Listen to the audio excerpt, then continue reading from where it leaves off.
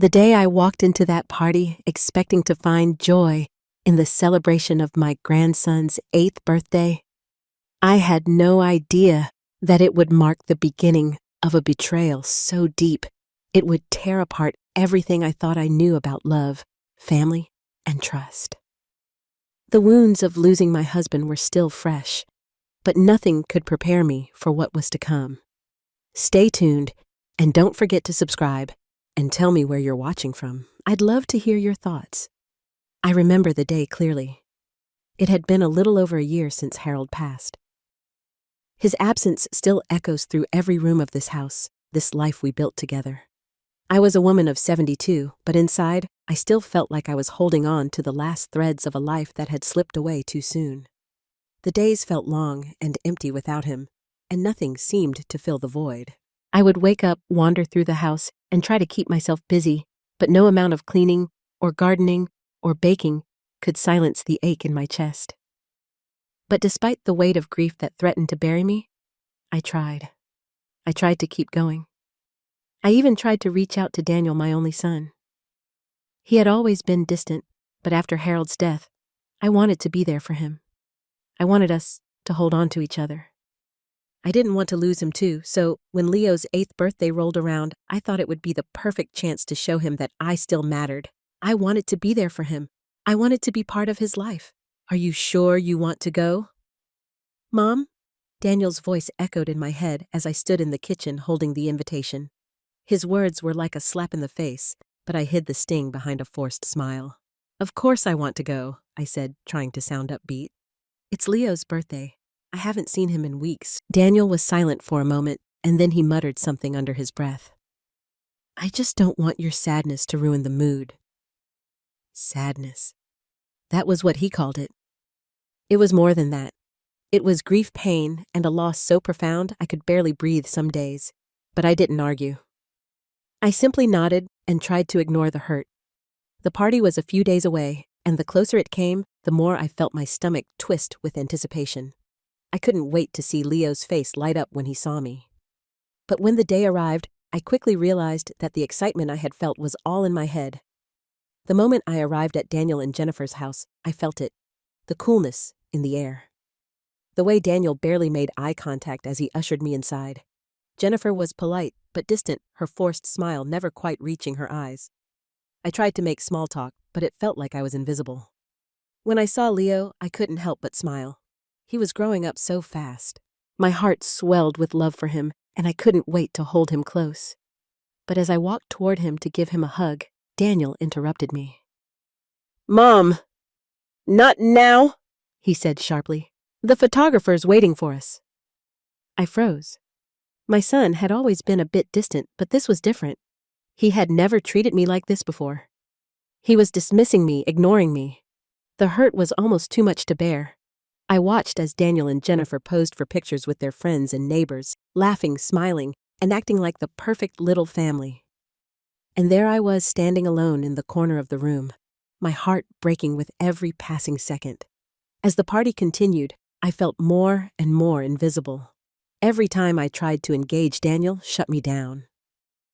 I could see how Jennifer's eyes would flicker toward him whenever I spoke, as though she was controlling him, manipulating him. It made my blood boil, but I couldn't figure out how to confront it. When the party finally wound down, I was exhausted, emotionally drained. The next day, Daniel came to visit me. I knew he was going to ask me for money. It was his pattern, and I had always given him what he needed.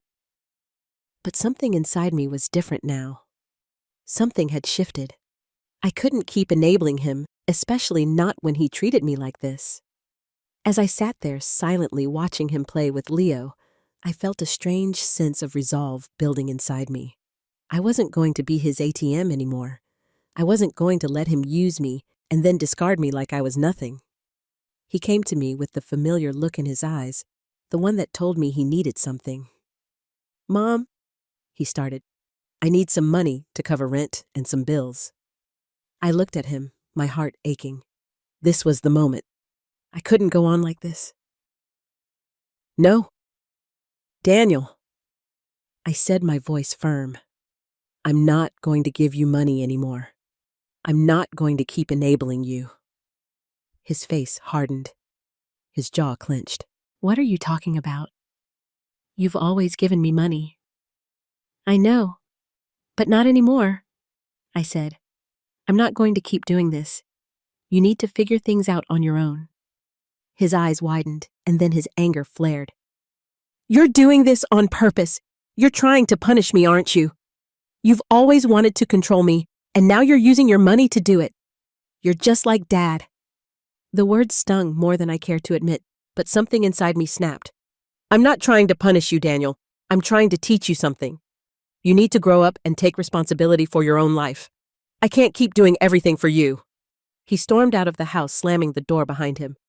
I stood there, my heart racing, but a strange sense of relief washed over me. For the first time in a long time, I had stood up for myself. But I also knew that this was just the beginning. I had no idea what was coming, but I had a feeling it was going to change everything. I didn't know how right I was. I stood there staring at the door Daniel had slammed behind him, the sound of it still echoing in my ears. For a moment, I felt relief, but it was quickly replaced by an ache in my chest. My son, my only child, had never been this cold, this dismissive, and the words he had thrown at me comparing me to Harold, accusing me of manipulation, stung more than I cared to admit. He was angry. No more than that. He was frustrated and he was hurting, but I couldn't let him keep using me as a crutch. Not anymore. I needed some space. I needed to clear my head. I put on my jacket and stepped outside, walking aimlessly through the neighborhood. The cold air bit at my skin, but it felt good to breathe, to be alone with my thoughts. For the first time in months, I wasn't thinking about Harold's death or my son's demands. Instead, I found myself trying to make sense of what had just happened. Daniel's anger. Jennifer's calculated indifference. What was going on in their lives? What was I missing? My feet carried me farther than I intended. I found myself walking through the park where the leaves had already begun to change. I loved the fall, the way the colors of the trees seemed to mirror the shifting seasons of my life. But today, the beauty of it all felt distant. I was too distracted by my thoughts, too consumed by the mess of my family. It was when I reached the corner of Oak and Main that I saw them. Jennifer, my daughter-in-law. She was sitting in a cafe with a man I didn't recognize. They were laughing, her hand resting on his arm, as if she had forgotten the world around them. For a moment, I simply stood there, hidden behind the thick glass of the cafe window, watching them. I couldn't help but feel a knot tighten in my stomach. What was this? I had always known Jennifer wasn't the warmest person. But this felt different. This felt wrong. I tried to shake off the unease that crept up on me, but my curiosity got the better of me. Without thinking, I turned away and walked up the street, my heart pounding in my chest. I knew what I was doing wasn't exactly right, but something about the way they were acting made me feel like I needed to know more. I was getting too close to something I wasn't ready to confront, but I couldn't stop myself. My legs carried me further, and before I knew it, I had made my way behind the cafe. I didn't want to be seen. I didn't want to cause a scene, so I kept my distance, hiding in the shadows of the alleyway. Through the small opening between two buildings, I watched as Jennifer and the man stood up, gathered their things, and walked out of the cafe. They seemed completely at ease with each other. No guilt, no hesitation. As they made their way down the street, I couldn't help but follow them. My steps slow, my heart heavy with the weight of what I was about to discover. I wasn't sure what I was hoping to find, but a deep, unsettling feeling told me that, whatever it was, it wouldn't be good. They turned the corner and entered a hotel, their laughter still floating in the air as they walked inside. I stayed where I was, my feet rooted to the ground, my mind racing.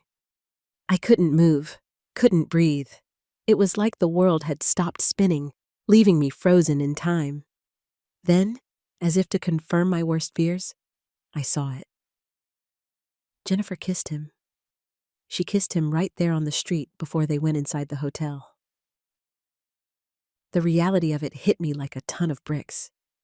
My daughter-in-law was cheating on Daniel, and this man, whoever he was the one she was giving herself to. I couldn't believe it. I felt like I was going to collapse right there on the sidewalk. All I could think about was Daniel, my son. How was he going to react to this? How could I tell him? How could I possibly break his heart like this? I knew that I had to tell him. I had to. There was no other choice. This was something he needed to know. But the thought of telling him of seeing his face when he learned the truth made me feel sick to my stomach. I tried to push the fear away as I walked back to my car. The drive home was a blur, my mind a whirlwind of thoughts. What was I going to say? How was I going to do this? How I could feel the weight of the secret pressing down on me. I knew it would destroy whatever little was left of my relationship with Daniel. But I couldn't ignore it. Not now. When I finally got home, I sat down in the living room staring at the empty space Harold had left behind. The quiet was suffocating, and all I could hear was the echo of Jennifer's laughter, the sound of her lips meeting that man's, the sound of my world shattering.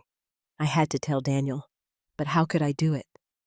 How could I face him and tell him the truth? I tried to calm my nerves, but the thought of confronting him made my hands shake. I paced the room for what felt like hours before finally deciding that I couldn't wait. I couldn't keep this from him. I picked up the phone and dialed his number. My heart hammered in my chest as the phone rang. "Hello." Daniel's voice was distant, cold. "Daniel," I said, my voice barely above a whisper. "I need to talk to you." There was a pause on the other end, and I could hear him sigh. "What is it, Mom?" I took a deep breath, steeling myself for what was about to come. "It's about Jennifer. I saw her today with someone. A man. They were kissing Daniel. She's cheating on you." There was a long silence. The kind of silence that stretches between two people like a canyon wide and impossible to bridge. Then Daniel spoke, his voice tight with disbelief. "You're lying. I wish I was." I whispered, my throat tight with emotion. "But I'm not. I saw them together." I couldn't just stand by and say nothing. I waited for his response, but it didn't come. I could feel the space between us growing, the chasm widening with every passing second. Finally, Daniel's voice broke the silence. "I don't believe you, Mom. I don't believe it. I'm telling you the truth, Daniel. You have to believe me." But I could already hear it in his voice. The doubt, the anger, the disbelief. He didn't want to believe it, and part of me knew he wouldn't. But I couldn't back down now. "I'll prove it," I said, my voice shaking. "I'll show you everything." I hung up the phone, my heart pounding in my chest. This wasn't going to be easy, but I had to do it. I had to make him see. I couldn't let Jennifer get away with this. I couldn't let her destroy my family, not without a fight. I had barely slept the night before. My mind had been racing, replaying the scene at the cafe, the kiss, the man I didn't recognize. It felt like a nightmare, something I couldn't wake up from. But it was real. It was all real. And now I had to face Daniel. I had to tell him what I had seen, what I knew, no matter how much it tore me apart to do it. I had to tell him for his sake, for the sake of our family. The morning felt too still, too heavy.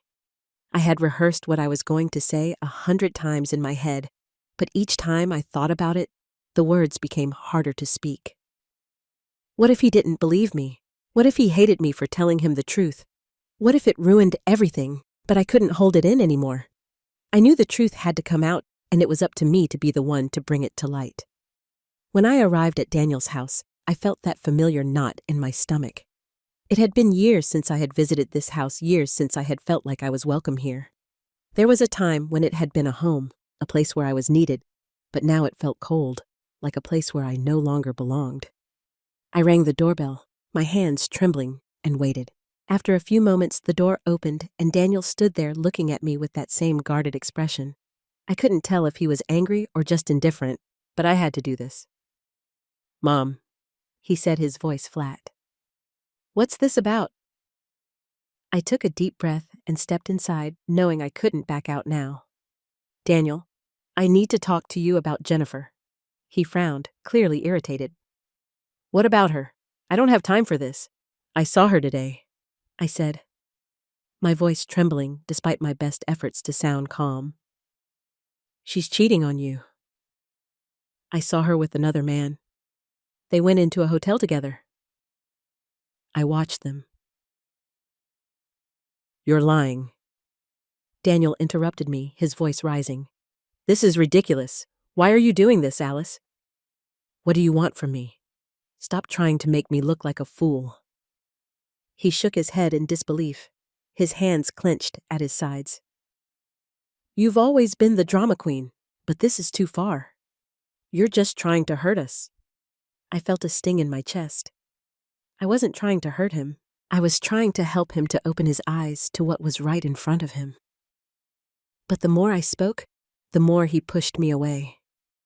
I'm not lying, I said, fighting to keep my voice steady. I saw her. Daniel. I'm telling you the truth. Daniel's face reddened and his jaw tightened. He looked as if he was about to say something more, but then the door to the other room creaked open. Jennifer. She stood in the shock, and then she quickly masked it with a smile that didn't reach her eyes. She had heard everything. Oh, Alice, she said, her voice dripping with false sweetness. Are you serious? You're really doing this? She took a step into the room, her eyes narrowing in contempt. You're not even ashamed of yourself, are you? How far are you willing to go to destroy our lives? I opened my mouth to speak, but Jennifer wasn't done. She moved closer, her tone sharpening. You're getting old, Alice. You're losing your mind, aren't you? You need help. Maybe it's time you admit that. The words cut deeper than I wanted to admit, but I couldn't back down. This wasn't just about me anymore. It was about the truth. I wasn't going to let her manipulate me. Not this time. Not when I knew the damage she was doing to my son. You don't get to talk to me like that, I said, my voice rising. I'm not the crazy one here. You are. You're the one who's destroying everything. You've been lying to Daniel, and you think I won't see it. Jennifer's eyes flashed with fury. She took a step toward me, her body stiff with anger. I don't need to listen to this. You've never been part of our family, Alice. You think I don't know what you're trying to do? You've always wanted to ruin things, and now you're using this to tear us apart. What kind of person does that? I could feel the rage building in me. This wasn't just about her affair anymore. This was about years of manipulation, years of pretending like everything was fine when it wasn't. And Jennifer, she was the mastermind behind it all. I was trembling, but not from fear, from anger, from frustration, from the years of being ignored, belittled, and pushed aside. Without thinking, I reached for the nearest object on the table, a glass. It was a stupid impulse, a split-second decision driven by frustration. I grabbed the cup, and in one swift movement, I hurled it toward the floor with all my might. The sound of shattering glass filled the room, sharp and deafening. The cup broke into a million pieces, and one of the shards flew toward Jennifer, slicing into her leg. She screamed, the sound high-pitched and filled with rage. "Look what you did!" she cried, clutching her leg. Blood started to seep through her fingers. "You tried to kill me! You're insane, Alice! You're completely out of control!" Her words hit me like a slap. I hadn't meant to hurt her. I didn't even care about her, not really.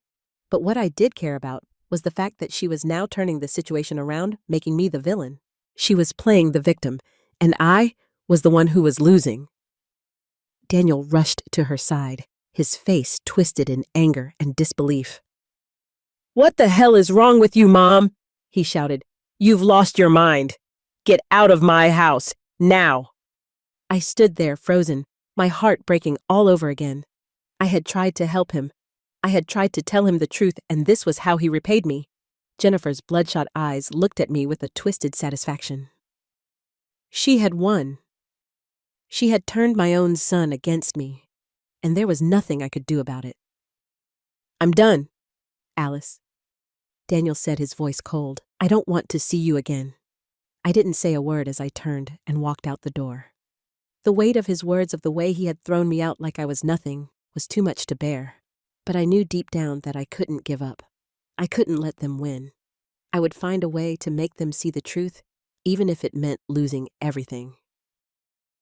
I had never felt so powerless in my entire life. The days after the confrontation were a blur. I didn't hear from Daniel, didn't see him. Jennifer's words still echoed in my mind, how she had twisted everything, turned me into the villain. And Daniel, my own son, had rejected me, thrown me out of his home as if I were the one causing harm. I spent those next days in a haze of confusion, unsure of what to do next. I couldn't go back to that house. I couldn't face him, not after what he said. But I also couldn't let things end like this. I had to keep fighting. There had to be a way to make them see the truth. But that fight wasn't going to be as simple as I thought. It was a Wednesday morning when it all started. I had gone to the market trying to distract myself from everything that had happened. As I walked down the aisle, my phone buzzed in my pocket. I pulled it out, half expecting to see a message from Daniel. Maybe he was finally reaching out. Maybe he was finally realizing the truth. Instead, it was a text from Jennifer. "We need to talk about you.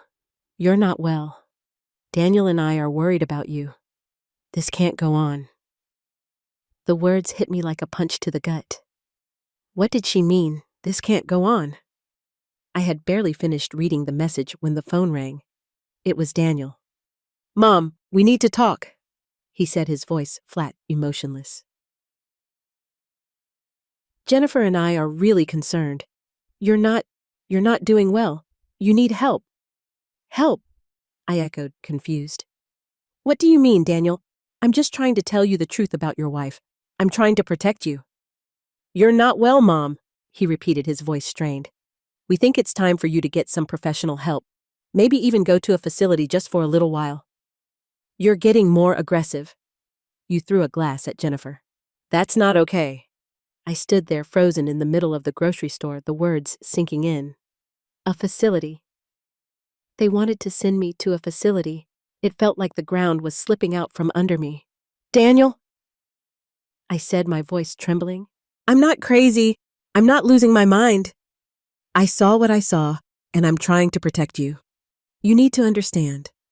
"I'm sorry, Mom," he interrupted, "but this isn't something we can ignore anymore. We've already talked to a doctor. Jennifer's been doing some research, and we think it's best for you to get some help. We'll arrange for everything. It'll be better for you." The last sentence cut through me like a knife. "It'll be better for you." The words felt like a lie. This wasn't about me getting better. This was about them getting rid of me. They were trying to control me, to take away what little independence I had left. "Daniel, please," I begged, my voice cracking. "Don't do this. You're letting her manipulate you. Don't let her do this to me." But the line went silent. A moment passed, and then I heard him sigh, a heavy sound full of resignation. "I'm doing this for you, Mom. I want you to get better. I want to help you." Before I could say anything else, he hung up. I stood there in the aisle, feeling like the walls were closing in on me. A hospital, a psychiatric facility. Was that what I had become in their eyes? Someone who needed to be locked away. I didn't have time to process it all before the doorbell rang at my house later that day. I wasn't expecting anyone, so when I answered it, I was shocked to see Daniel standing there with Jennifer by his side. She had that same smug, pitying smile on her face that made my blood boil. "I'm sorry," Mom, Daniel said, looking more uncomfortable than I had ever seen him. "But we've made arrangements. We think it's best for you to go. It's time for you to get some help." "Get some help?" I repeated, my voice rising with anger. "I'm not going to some damn facility. I don't need help. I need you to see what's going on, what she's doing to you." Jennifer stepped forward, her voice sweet but dripping with malice. "Daniel and I are just trying to do what's best for you, Alice. You're not the person you used to be. You're becoming more unstable, more erratic. We can't just sit back and watch you hurt yourself." I wanted to scream at her, to expose the truth right there, but I knew it wouldn't matter. They wouldn't listen. They were already so deep in her lies. They wouldn't believe me. "They're waiting for you at the facility," Daniel said, his eyes avoiding mine. "We'll take care of everything." I could feel my world crumbling. I had never imagined that my own son would do this to me, that he would allow Jennifer to manipulate him into believing I was the problem. This was the ultimate betrayal. Before I could even speak, two men in suits who I hadn't seen before stepped into the doorway behind Daniel and Jennifer. They didn't say anything. They just stood there, silent and cold.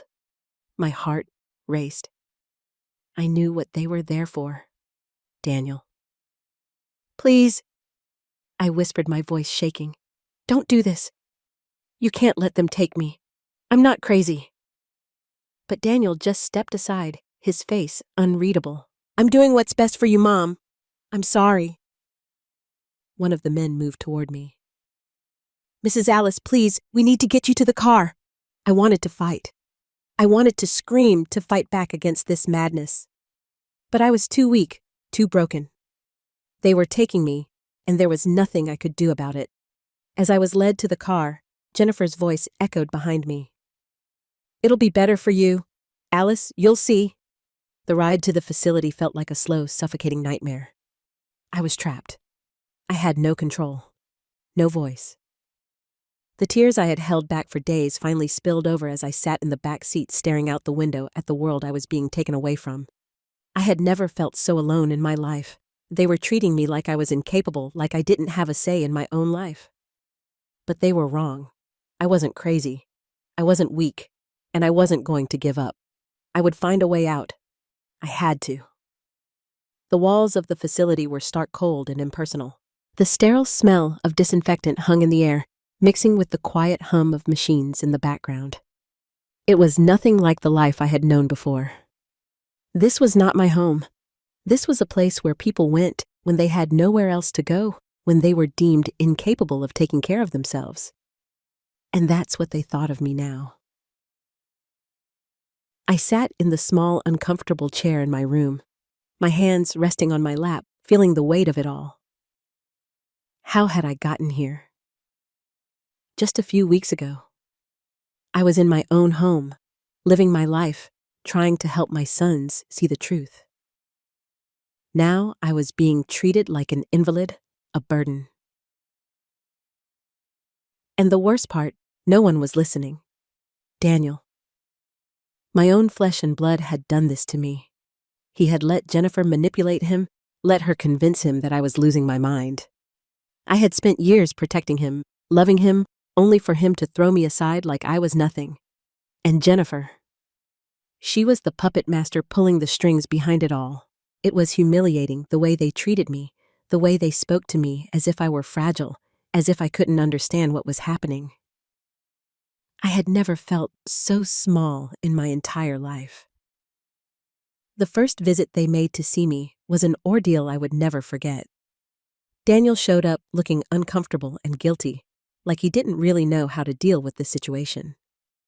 I could tell he was struggling with the decision he had made. There was a flicker of something in his eyes, something that resembled regret, but it was fleeting. He didn't know what to say at first.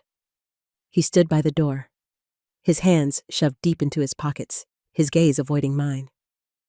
I watched him, the same child. I had raised the same son who used to come to me for comfort, for guidance.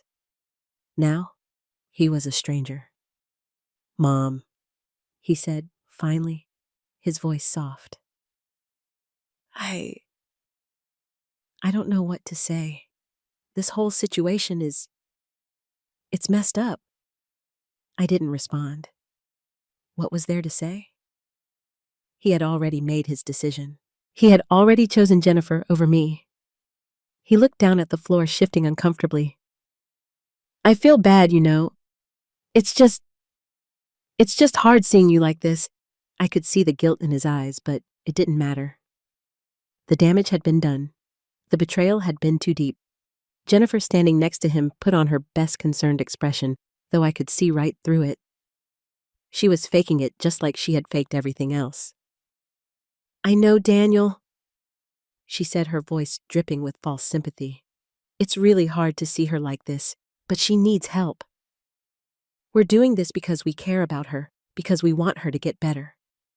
I wanted to scream at her, to tell her how much I saw through her lies, how I knew exactly what she was doing, but I kept my mouth shut. There was no point. They didn't want to hear the truth. They had already made up their minds. When Daniel excused himself to go to the bathroom, leaving me alone with Jennifer, I felt the tension in the air shift. It was as if the moment of false sympathy was over, and the real Jennifer was finally going to show her true face. She leaned in close, her voice low, almost a whisper, though there was nothing kind about her tone. "Now that you're here, how that Alice," she said, with a smile that didn't reach her eyes. "I'm going to take everything you have, your house, your car, your finances. It'll all be mine soon, and in time, it'll all be my lover's too. You don't have anything left, nothing, and there's nothing you can do about it." I felt the weight of her words, the venom in her voice. My body went cold, my stomach twisted in knots. It was as if everything I had worked for, everything I had built, was slipping through my fingers. My son, my home, my life, it was all being taken from me. But what hit me the hardest wasn't just the realization that Jennifer was after my money, after my life. It was the realization that Daniel had no idea. He had no idea what kind of woman she really was. He was so blinded by her manipulation that he couldn't see the truth. And Jennifer was exploiting that, using him to get everything she wanted. I clenched my fists, my nails digging into my palms. How had I not seen it sooner? How had I been so blind to her scheming ways? Jennifer's smile widened as she saw the look on my face. She knew she had won. She knew I was powerless to stop her.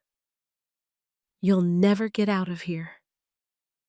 "Alice," she said, her voice dripping with satisfaction. "We have you exactly where we want you. You're weak. You're nothing now." I refused to let her see how much her words hurt. I refused to give her the satisfaction of knowing how deeply she had cut me. Instead, I looked her straight in the eyes and said, "You won't get away with this. I will fight you. I will fight you until I have nothing left."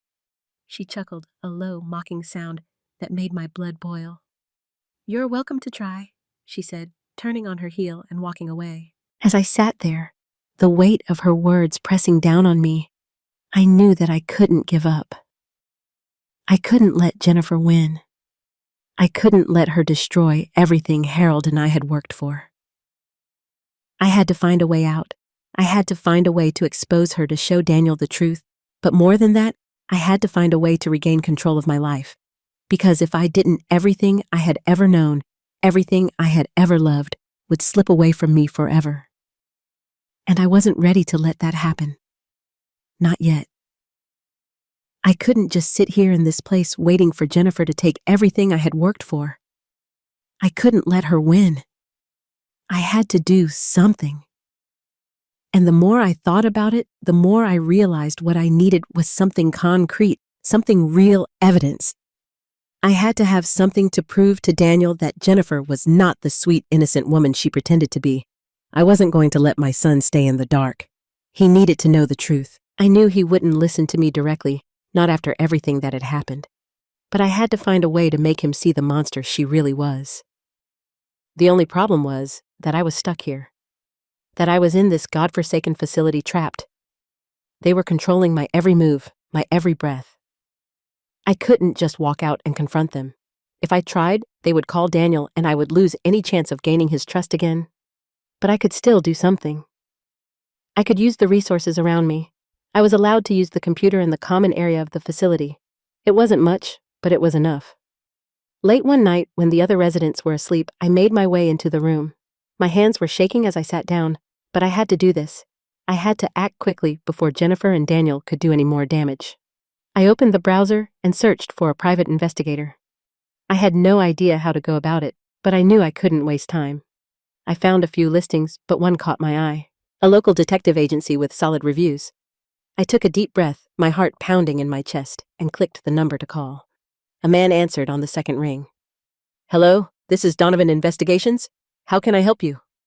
I swallowed hard, my throat dry. "I need help," I said, my voice barely above a whisper. "There's something going on, something I need to expose, but I can't do it myself." I explained everything to him, how Jennifer had manipulated Daniel, how she had taken control of my life, and how I was now trapped in this facility. I told him about the affair, about the way she was scheming to take everything I had, and then I gave him my final piece of the puzzle. I told him about Leo, my grandson, and how I suspected that Jennifer's lover might be his father, not Daniel. Donovan was quiet for a moment, listening to every word, and then he spoke, his tone measured, but serious. "We can get you the evidence you need, but you're going to need more than just the affair. You need proof that she's manipulating everything for your money. That's the key to legally fighting her." I thought for a moment, the pieces of the puzzle slowly falling into place.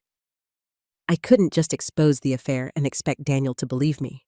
I needed proof of the bigger scheme, the financial manipulation, the control over Daniel, the lies she'd been feeding him. "I have an idea," I said suddenly. "I need you to get me something. A recorder. I'm stuck in the facility, but I have an opportunity to catch her. I just need a way to record her saying what she's been doing, what she plans to do." Donovan agreed to the plan. He would send me a recorder, and I would find a way to get Jennifer to slip up. But the hardest part was yet to come. I knew that if I tried to escape, they would immediately call Daniel, and if he came, Jennifer would be right behind him. I needed them to come to me to confront me, but I needed to have the upper hand.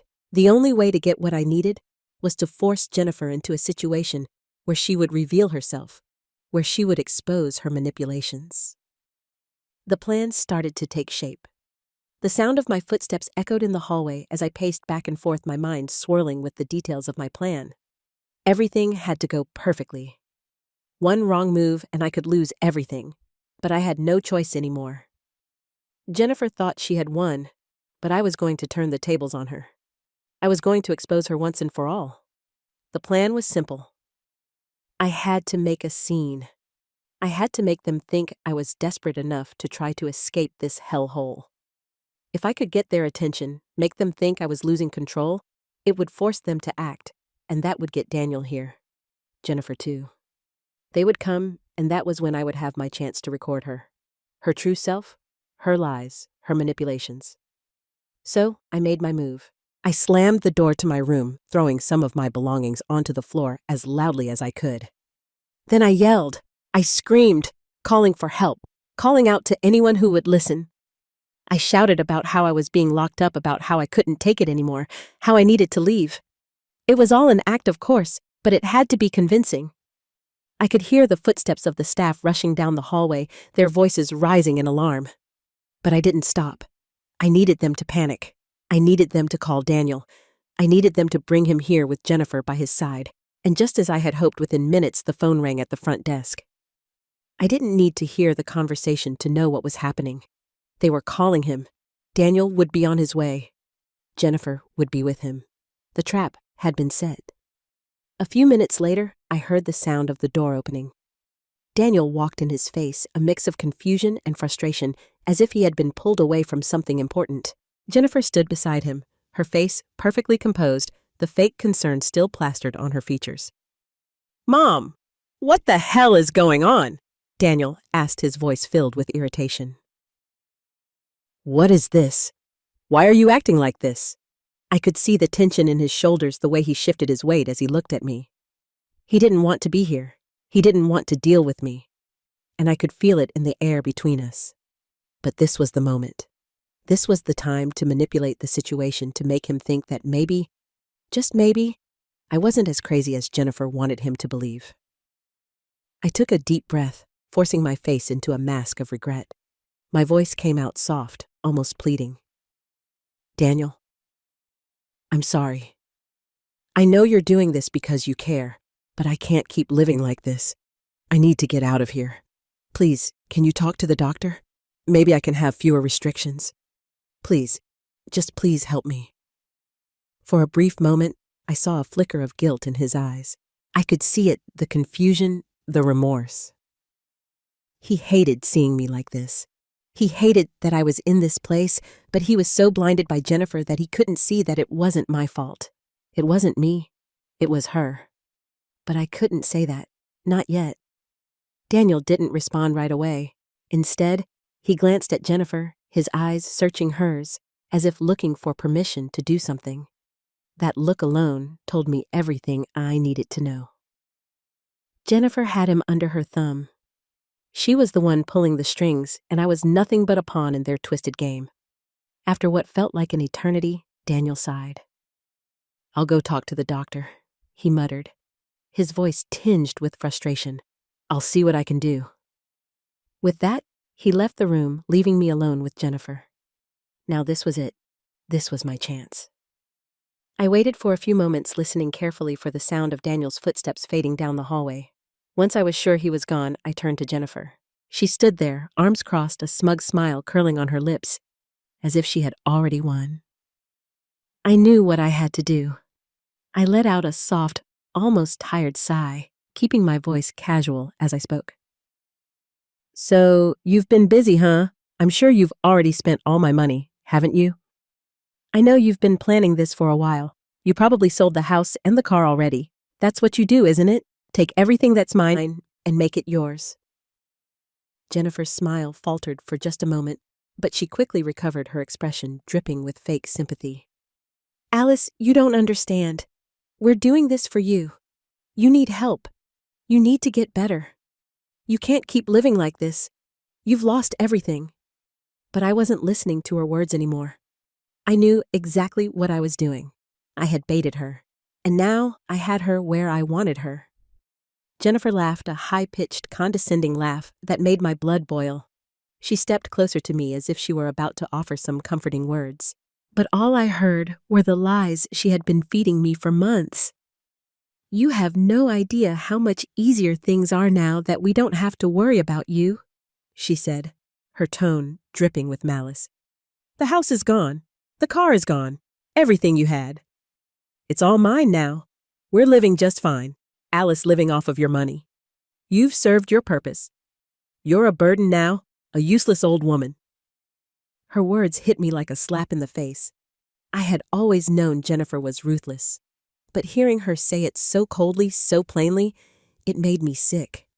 But I didn't let her see how much it hurt. I couldn't afford to show weakness.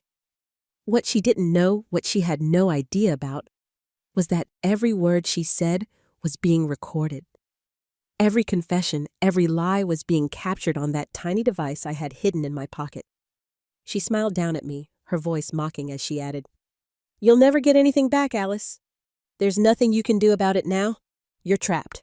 I took a deep breath, keeping my expression neutral. "We'll see about that," I whispered under my breath, knowing that in the end, Jennifer would regret every single word she'd just said. I had what I needed, the proof, the damning evidence, and now nothing would stop me. I would make sure Daniel knew the truth. It was only a matter of time. The weight of what I had in my hands felt heavier than I ever imagined. I sat at the community computer, my fingers trembling as I accessed the internet, carefully uploading the files from the recorder Donovan had sent me. Every word Jennifer had said, every confession, every lie was right there. I could almost feel her smirk, hear her cruel laughter echoing in my mind. But now, it wasn't her words anymore. Now it was proof. Solid, irrefutable proof. I paused before hitting the send button. This was it. The moment I had been waiting for. I wasn't just a powerless old woman in a cold, sterile facility anymore. I had a chance to take back control, to expose the truth. I had been through so much, but I wasn't going to let Jennifer win. I sent the files to Donovan, my heart pounding as the email was sent off. I was shaking with a mixture of fear and excitement, unsure of what would happen next, but knowing that I had crossed a line I couldn't uncross. I wasn't just sitting back anymore. I was fighting. Within moments, Donovan's reply came through. It was simple, concise, and professional. "We've got everything we need. I'm filing a case as we speak. We'll go public with this, but I've also contacted an attorney to help with the process of getting you out of that facility. We'll make sure they can't keep you there any longer." I let out a shaky breath. I could hardly believe it was happening. For the first time in months, I felt something that resembled hope. Maybe this nightmare could end. Maybe I could finally take back what was mine. But there was no time to relax. Donovan's next message made my blood run cold. "Listen, Alice. I've spoken with the lawyer. We need to act quickly. If Daniel and Jennifer catch wind of this, they'll destroy the evidence before we have a chance to use it. We need to get you out of there as soon as possible, discreetly. We can't let them know what we're doing. My heart pounded in my chest. I knew what that meant. If they found out, everything would fall apart. Jennifer would make sure of it. She wouldn't hesitate to destroy me completely. This had to stay quiet. No one could know. I could feel the urgency of the situation pressing down on me. I wasn't just fighting for my freedom anymore. I was fighting for my future, my life, my family's legacy. Everything Harold and I had worked for was on the line. I couldn't afford to mess this up. The plan was simple. I had to get out. Fast. But there was one catch. I couldn't do it alone. I would need the lawyer and Donovan to work quickly. And most importantly, I needed them to make sure Daniel and Jennifer never saw it coming. They couldn't find out what was happening. If they did, they would fight back and I would lose everything. The lawyer Donovan had contacted called me the next morning.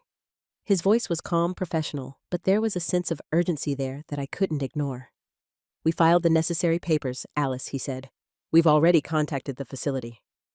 They're on board with the plan and we'll be moving you to a safe location in the next few days. You'll be out before anyone realizes what's happening, but we need you to stay quiet. Don't let them know what we're doing."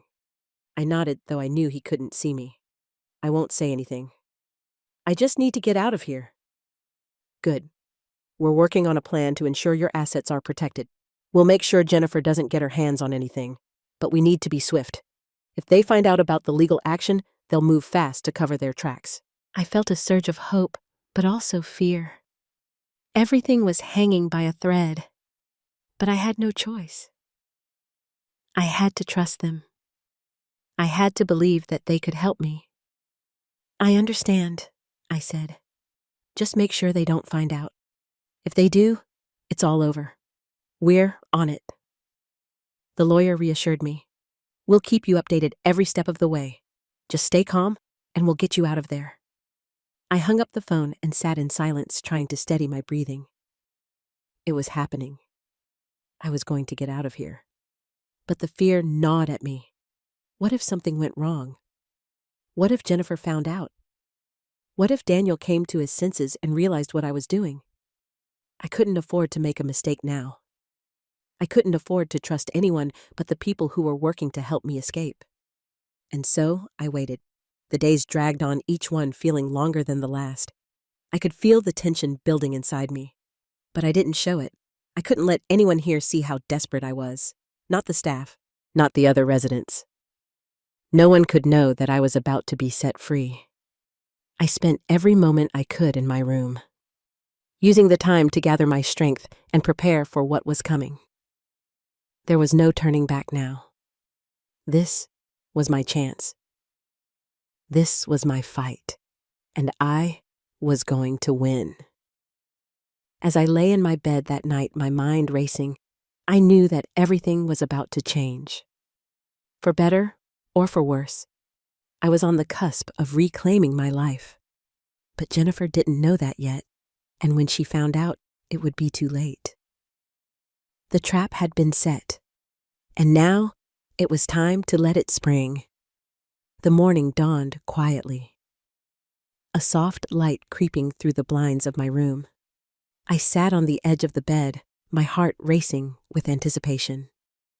Today was the day everything would change. Today, I would finally escape the hellhole they had put me in. I had never felt more alive than I did in this moment. But there was still a sense of caution.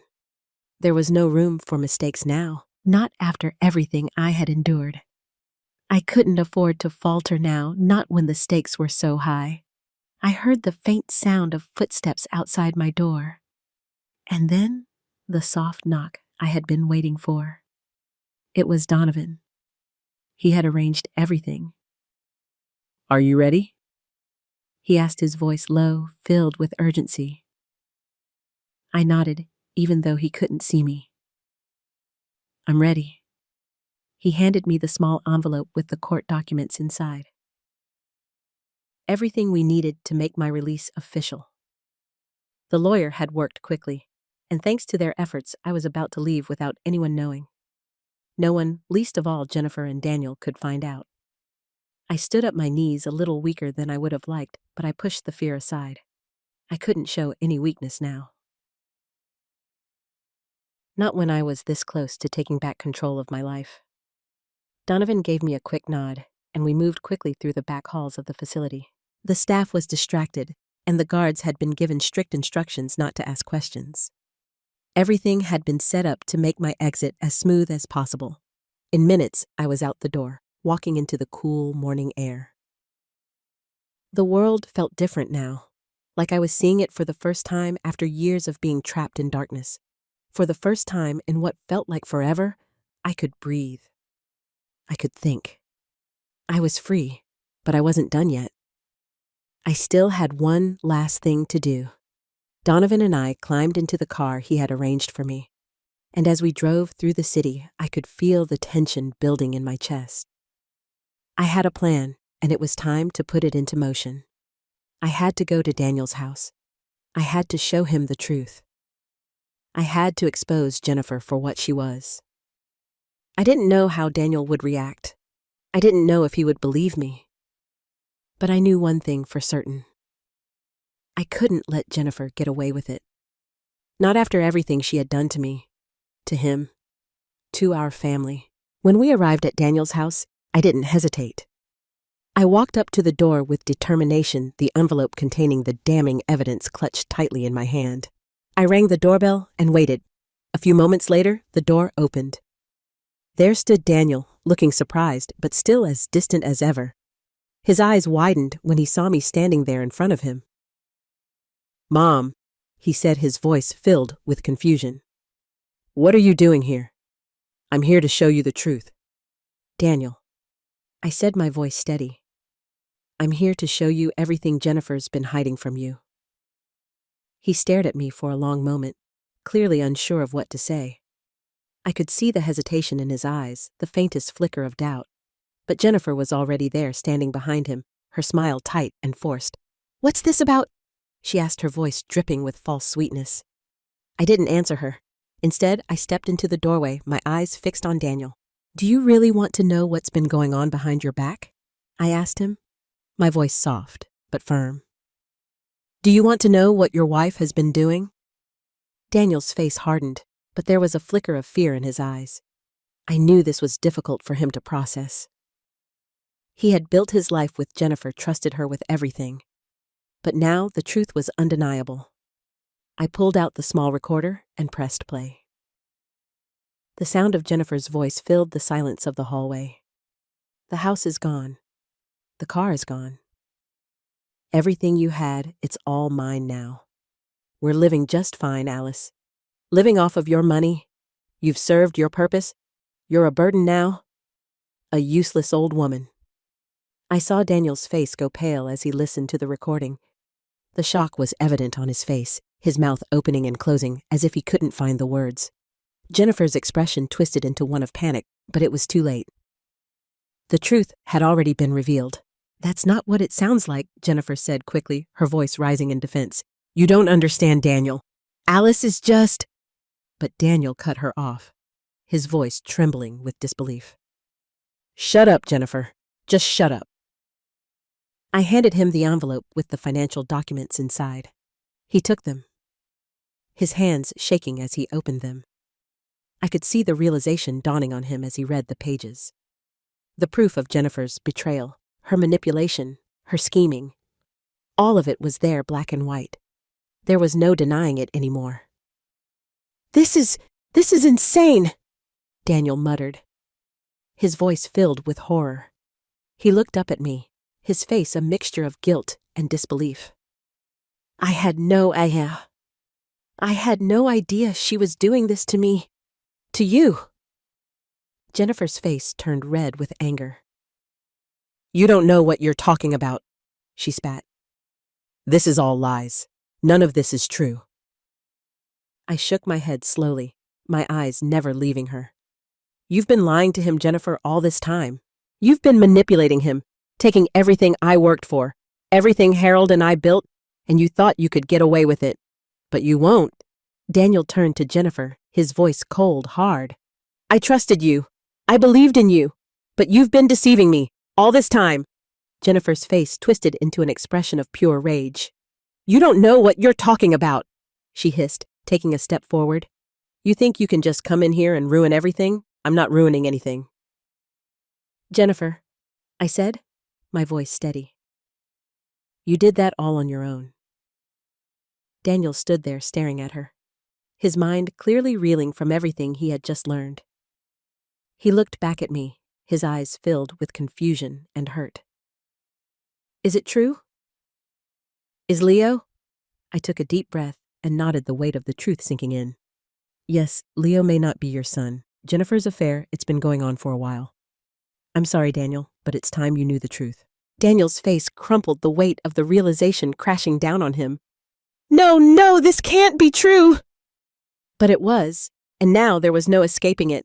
Jennifer was exposed, the truth was out, and the life she had built on lies and manipulation was starting to unravel. It was like a storm had passed through Daniel's life, and now there was nothing but the wreckage left behind. The weight of everything, the betrayal, the lies, the manipulation hung over him like a dark cloud, one he couldn't escape no matter how hard he tried.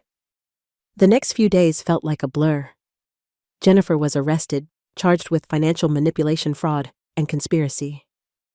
The evidence I had provided, her own words, the documents, everything was enough to put her behind bars. The authorities wasted no time. She was hauled away handcuffed and humiliated, her face twisted in rage and disbelief. She tried to scream her innocence, but it was too late. The lies had caught up with her, and there was no getting out of it. I watched it all unfold, feeling a strange sense of relief. It wasn't the kind of victory I had imagined. There was no satisfaction in seeing her taken away, no joy in the knowledge that she would finally pay for what she'd done. All I felt was emptiness. For years, I had been her victim. For years, I had been manipulated, controlled. And now, here I was, standing in the wreckage of everything.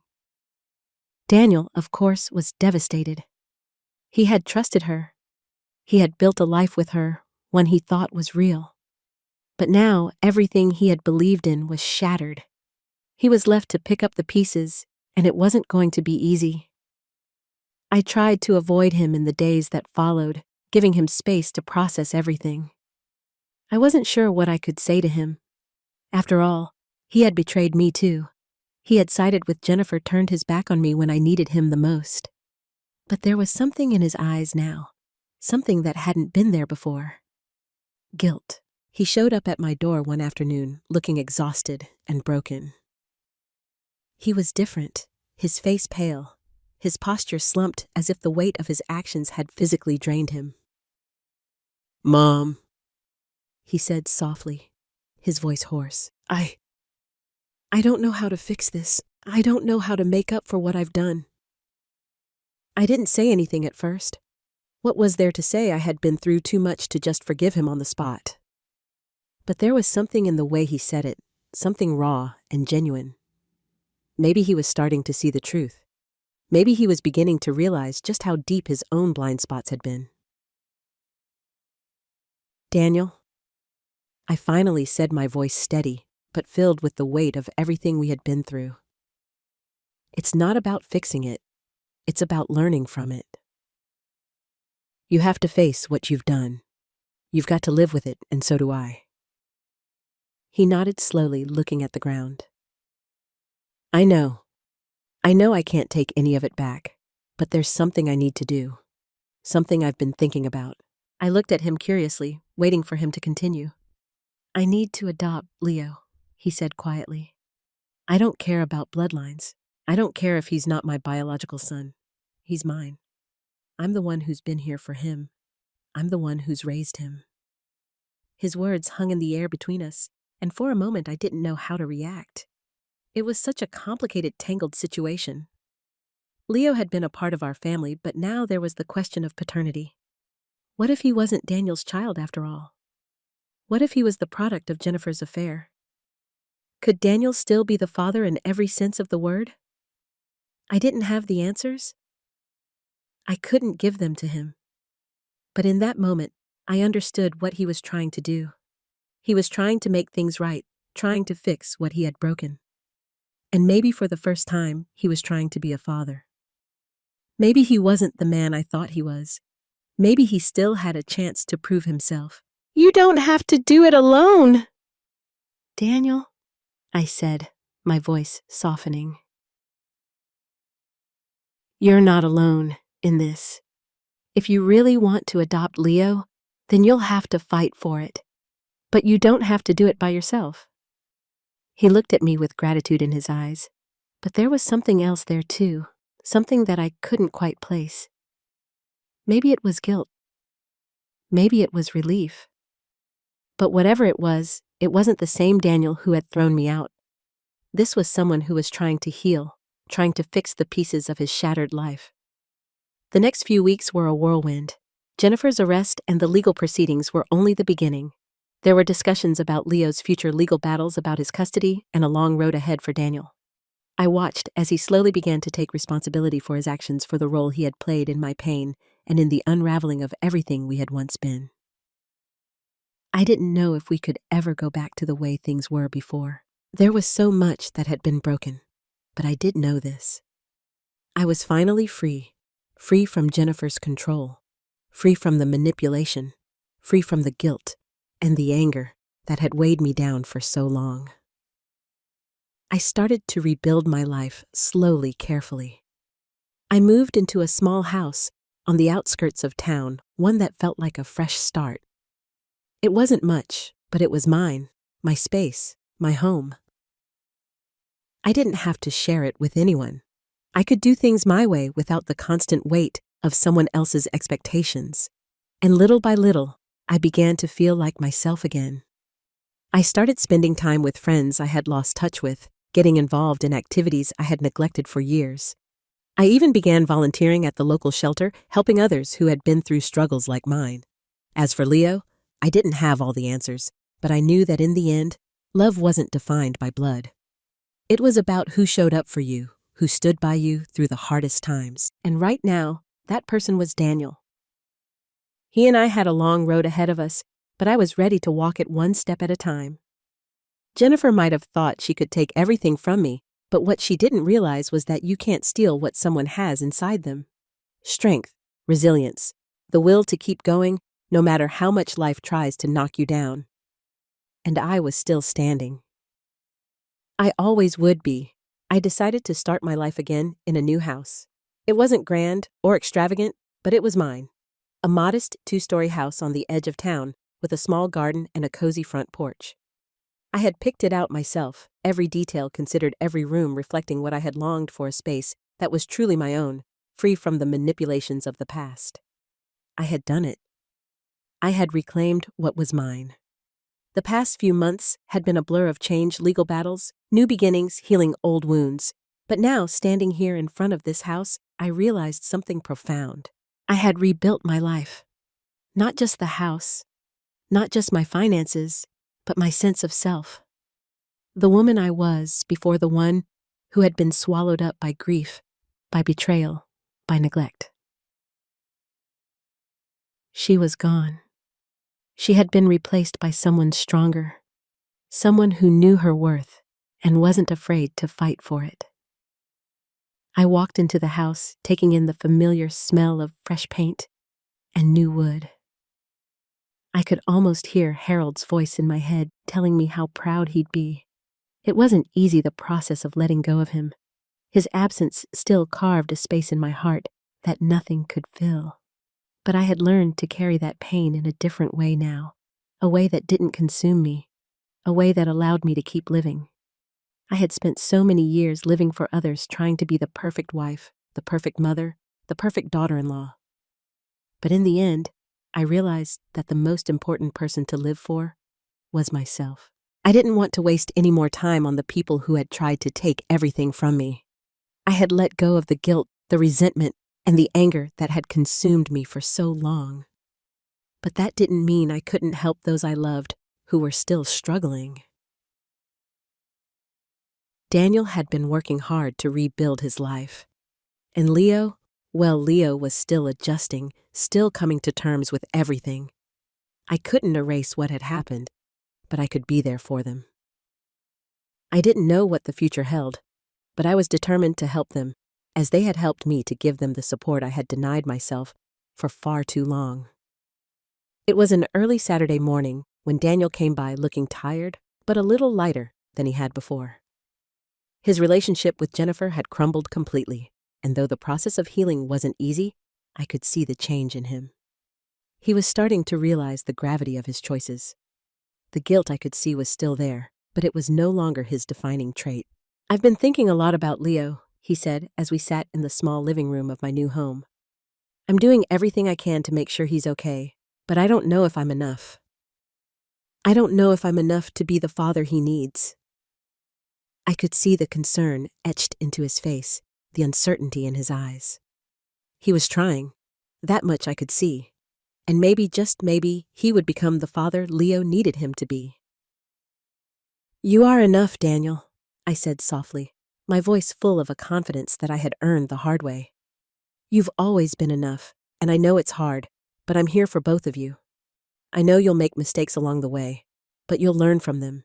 You'll be a good father to Leo, but you have to start believing in yourself." He nodded, looking down at his hands. "I'm sorry, Mom," he said, his voice thick with emotion. "I don't know how to make up for everything. I don't know how to fix it.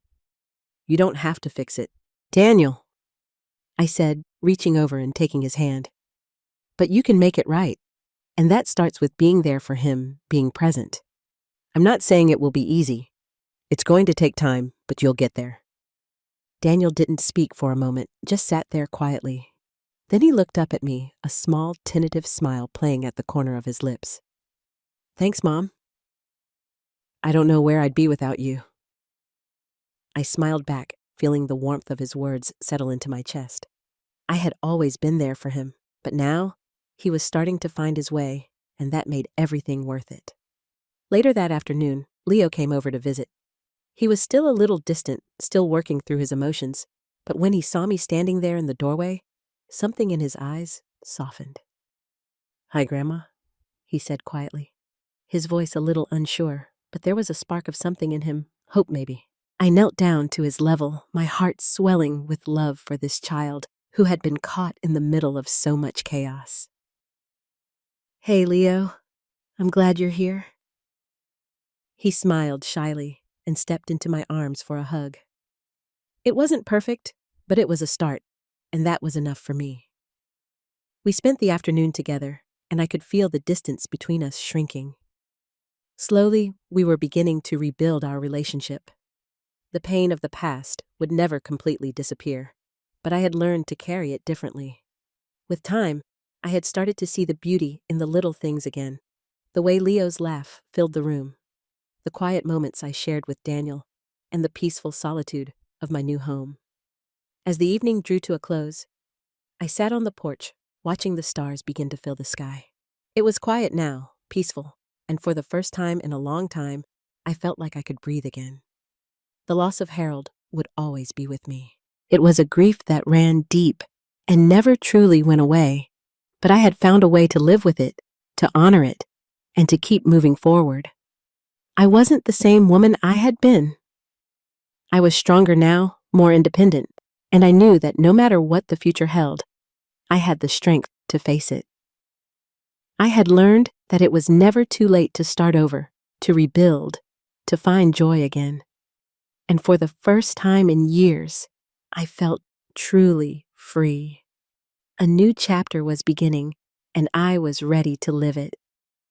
Thanks for listening. Don't forget to subscribe and feel free to share your story in the comments. Your voice matters.